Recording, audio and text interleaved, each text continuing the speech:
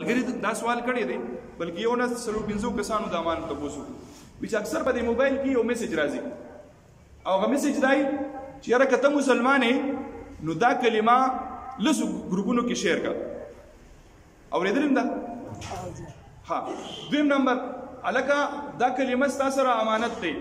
او دا لسو کسانو ته رسول ستا په ذمه دي امانت دی امانت کې به خیانت نه کوي وایرس زموږ خلک لګیا شي په لسو ګروپونو کې شیر بل میسج په مدینه منوره کې یو سړی دی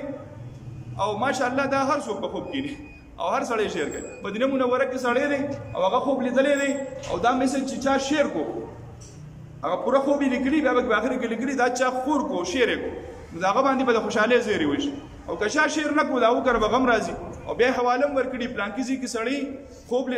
پلانکي سړي کې دا ولیدو نو هغه اګنور کو دا دروغ دی نو دا هغه غم راغی نو ما دلته یو ورځ په درس کې وی مې لکه ما اګنور کو مې سهار دې غم راشي یو غم هم نه راغلی داسې دروغ دی د ځان نه خلکو صرف د ګروپونو د مشهورولو لپاره د میسج د مشهورولو لپاره د هغې دپاره داسې هتکنډې کوي او په خلکو باندې هګئ که ته وتا کې ایماني جو داسې وکړه هلکه هندو چیلنج را کړی دی هندو وایي چې بھائی د الله نوم به تاسو ډېر لیکئ او که موږ هندوان به د بګوان نوم لیکو نو د الله د نوم د لیکلو د هندو سره د چیلنج څه خبره داسې ځان نه خبرې دي د دې څه حیثیت نشته لهذا داسې میسجونو له تاسو توجه مه ورکوئ بلکې چې راشي اګنور کوئ بیا یې ډیلیټ کوئ صحیح ده تاسو په دې باندې نه ګناهګار کېږئ الله دې امن